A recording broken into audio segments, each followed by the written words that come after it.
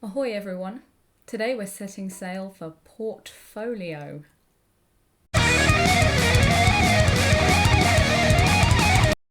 Hello and welcome to my channel. My name is Emma Cownley. I'm a freelance copywriter and blogger, and today I'm going to be answering the age-old question: how do I start a freelance copywriting portfolio when I don't have any previous work? It's a question I get asked all the frickin' time. And at the risk of treading on the toes of my betters, I thought I'd answer it here and then provide a lot of resources for you to go away and look at so that you can really get into it. Before I begin, let's address the elephant in the room.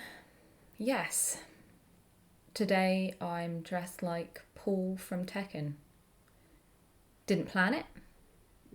I don't mind it. Let's move past it.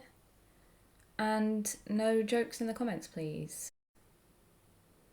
So a freelance writing portfolio is kind of a chicken and egg situation, especially if you're brand new to freelancing and you are a little bit of a newbie and you're making a career change. You can't get freelance writing gigs without a solid portfolio. You can't get a portfolio until you've had solid writing gigs. There is a way, don't worry. I'm going to show you how. Okay, so we're going to start by learning best practice. Copywriting best practice. Go away, do your motherfucking homework. Doesn't matter if you've been in the industry for ages or whether you're just starting out, it can never hurt to brush up on your best practice, because those are the elements you're going to want to show in your portfolio. Show that you fucking know this shit like the back of your motherfucking hand. So resources I would suggest for learning this, you can go to Pro Copywriters and sign up with them, and they do webinars. I think it's every week.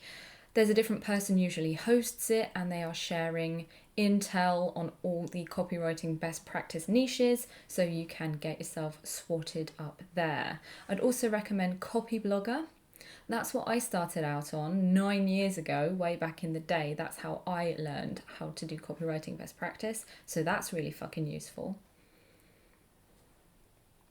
I'd also recommend any book by Andy Maslin. He taught me when I was in the early days of my freelance career, and he's got a ton of books out which are super fucking amazing.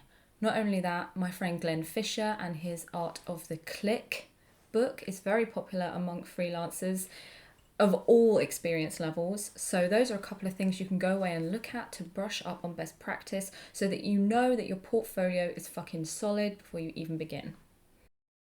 Next up, to be a writer, you need to fucking start writing.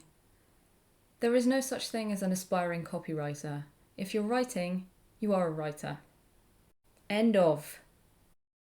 So even if you aren't being paid to be a copywriter just yet, you can start to test the waters and get your chops by joining things such as 1-minute briefs or Write 52, or you can guest post, or you can submit a little something to Creative Rehab. I'm not sure if it's still running at the time this video is going out, but just in case it is still running, I'll put a link below and you can start contributing to that. You'll also be given a couple of exercises when you're going through training to do best practice. Glenn Fisher's book has exercises in it, so you can really go away and practice those skills and get writing. You just need to start writing. Start fucking writing. Okay, so now we've done all of the legwork, we've been writing, we've been training, we kind of know where we're at and what we're going to be doing. You need to make your portfolio. So we're finally at the stage of what this whole fucking video is all about.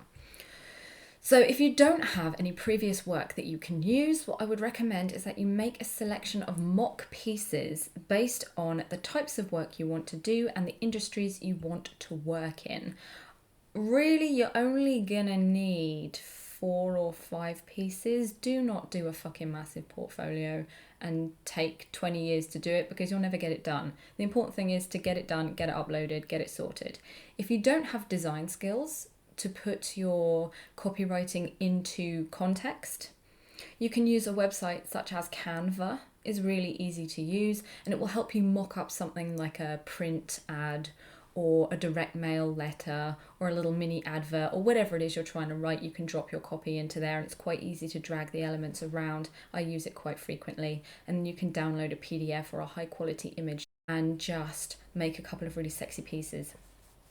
So if you want to work specifically within one writing niche, write a bunch of pieces targeted exactly to that niche so that when you're cold pitching clients, you can say, oh, I've written for this niche and I've done all of these pieces. Here's examples in my portfolio. And then gradually you'll be able to replace and swap out your practice pieces with real pieces over time.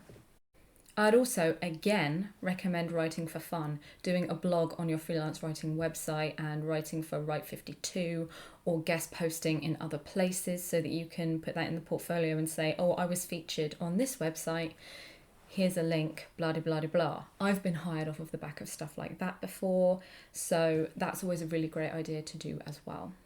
Next up, we're going to make a freelance writing website.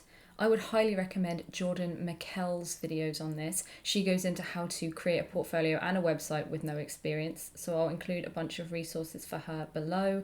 She goes into it way better than I'm ever going to cover here. So the important thing is you need a professional website with a custom URL and a tailored portfolio page. Make sure the whole thing's fucking optimized, looks slick as fuck. It's really easy, especially if you use something like Squarespace, like I use.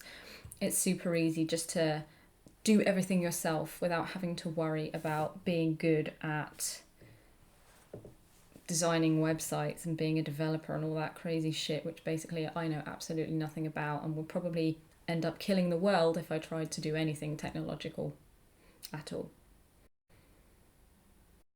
Points to make sure of: the language on your freelance writing website is strong and has no hesitant language. I do not want to see any of y'alls putting content on there that's like, oh, I'm an aspiring writer, I'm a newbie writer, I'm a learner writer, I want to get into writing.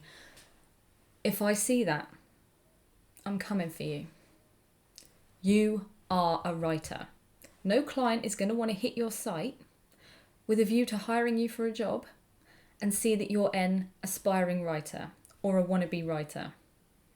They're going to click away and hire someone who is a writer. Okay? So if you want to be a writer and you've done all of this work and you've written all of these portfolio pieces, do not fuck yourself by saying that you're a newbie writer. You're an expert in that specific field. Here are my examples.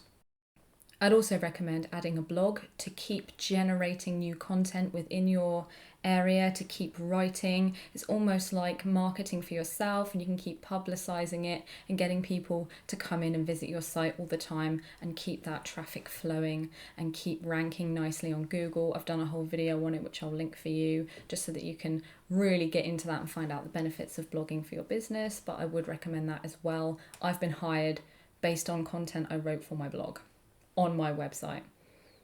So that kind of acts as a portfolio as well.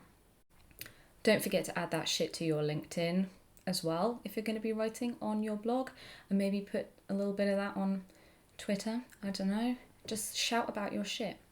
Keep talking about it, and then you'll get a little bit of a rep for yourself, and then you can just continue to generate interest in your business and keep writing and keep having sick examples of what you do. And there we go. That is how to make a freelance portfolio when you don't have any experience. Oh my God, my cat.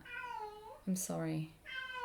She does this when she has her piece of string outside.